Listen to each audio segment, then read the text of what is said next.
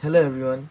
So basically, I was revising Parabola, and over there, we are mostly asked to like mug this part up, point of contacts, right? Now I obviously had trouble mugging it up, so I decided to think of something logical yet a way to like easily remember this. All right, so I came up with this.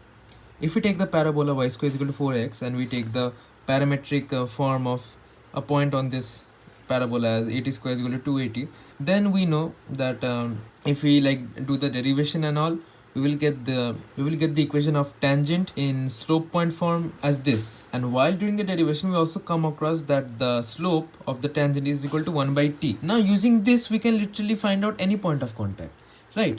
If the slope of tangent is the same as 1 by t, then the slope of normal is minus t, because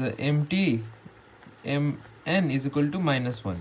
Using this, we can derive this obviously.